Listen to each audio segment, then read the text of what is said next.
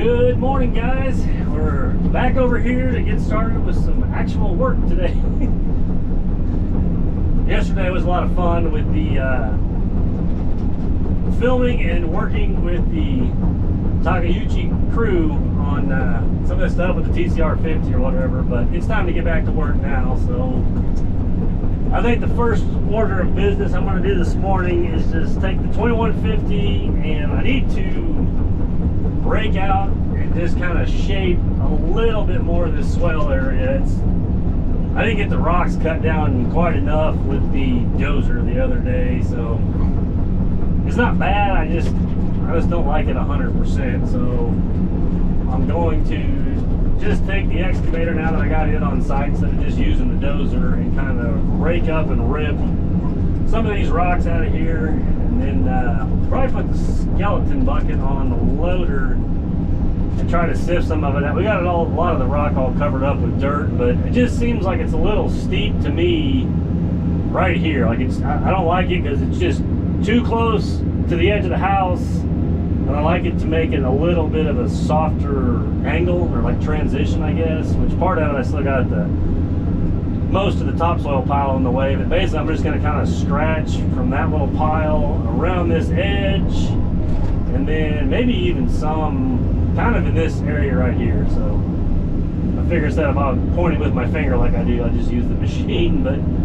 right about in there, it actually starts to kind of level off and still drain out, but more gradual, what I'm looking for. And I need to get this rock and junk down a little deeper, so some grass will actually grow and it won't knock his teeth out when he's trying to mow. So we're going to start on that for this morning, and then like I said, I'll try to probably take the TCR50 and the loader and just kind of pile up and get rid of the rock, but leave the dirt and stuff like that here. And then I'll probably jump back on the dozer and concentrate on stripping the rest of the grass and trying to level up the rest of the yard. You can't see it, but between that larger shrub on the right and the smaller on the left, straight through there is going to be the corner of the yard area, which is about 10 or 15 feet from the edge of the pond, and then it goes all the way over there to the taller weeds and grass, and then turns and goes back up to the house. So probably I could do either one. I just felt like running the excavator first thing this morning. I'm going to concentrate on ripping this up, and then like I said, we'll jump in the dozer, rake the rest of the grass and junk off there. It's not bad, it's just kind of wavy enough. I think I can strip the grass and kind of cut some of the humps and fill in the low spots, and then I'll push everything down to here, and then once again probably put the skeleton bucket on to sift out the wads of grass and junk, and then take some of that better dirt. It's just got some various holes out at the end of there, and even some of it up here, and kind of utilize that. So kind of just gotta, I guess, there's like a process for everything, it sounds like. I gotta rake it here, move it there, but we're gonna put the skeleton bucket to work for a few days. So I'm still trying to come up with one for this machine, because I just feel like some of this I would benefit more from having one on the excavator than just having one on the loader. It sounds like I would use one a whole lot, but I still don't feel like I would use one $13,000 a lot. So that's why I'm just kind of keep my eyes up, maybe find a used one or something on Marketplace. And it may be something I use all the time on this excavator too. I could be surprised, but I obviously would be really benefiting from one on this job site. But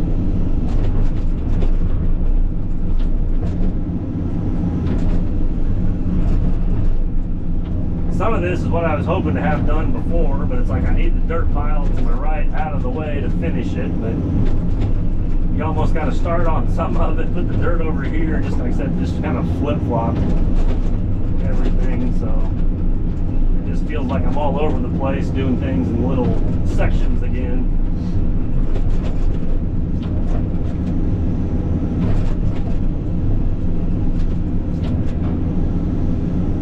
Probably going to cut it out a little deeper than what I need to, just so I can rake through here. Rock there. And then able to put, you know, 5 or 6 inches of good topsoil, because I feel like all the rock on this property is up here in this corner. It just went to nothing but rock. So,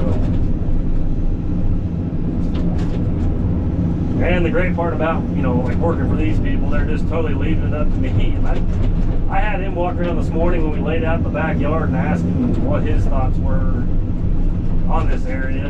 He just basically told me whatever I thought, or whatever I wanted to do, which is kind of nice.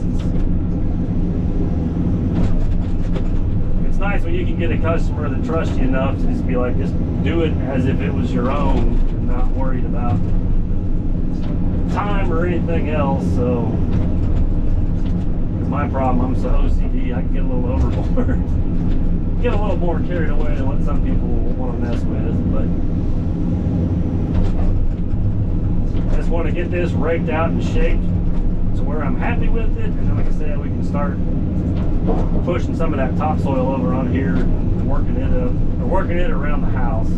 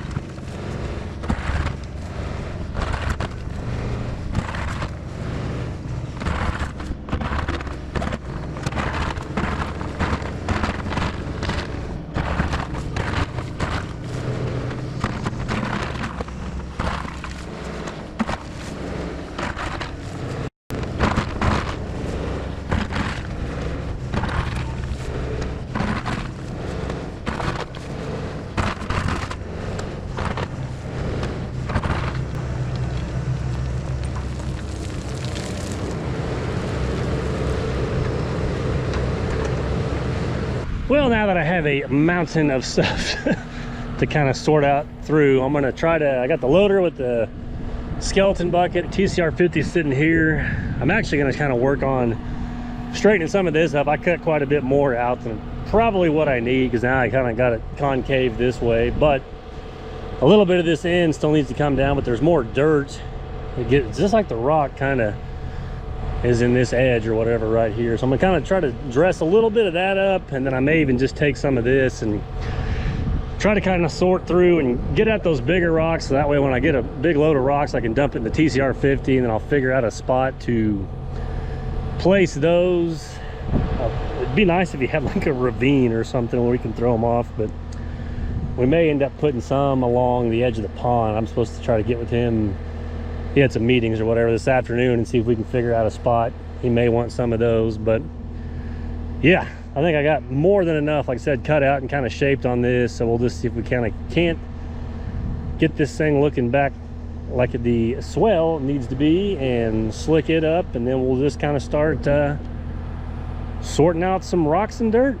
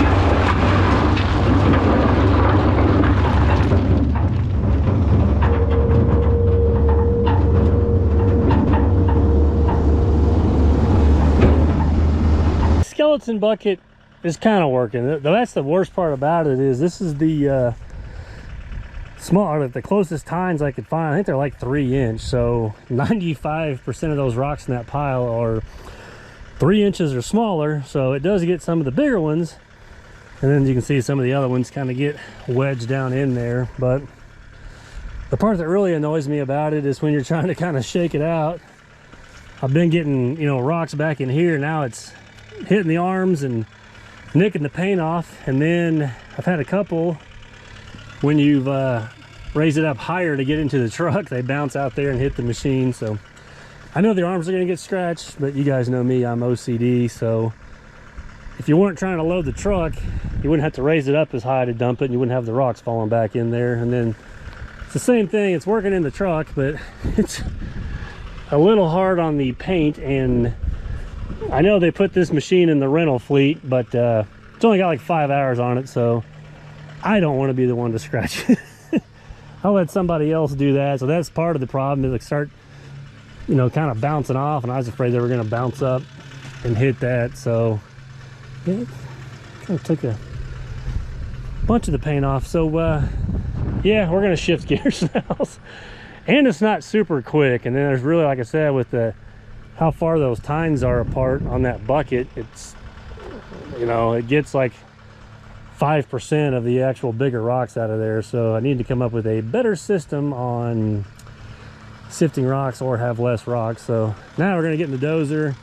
Just going to push some of that back over there and track it down. It seems like it's not as rough on you if you can kind of loosen everything up, even if you're pushing rocks back in, then when it's all solid. So I kind of finished cutting and shaping the swale area with that, and then may concentrate on going to the back and stripping off some more of that grass, or maybe, you know, get to where I can take some of that topsoil and put back over those rocks. But we gave it a shot. Like I said, it worked. If you just had a lot more time to spend, or it'd probably be better to try to sift it out and just dump the rocks next to whatever dirt you're trying to keep, but then I'm gonna have to move them again anyway. So it's like I said, it worked. It's just we need a little bit better system. So all right, let's go clean it up and do some dozing.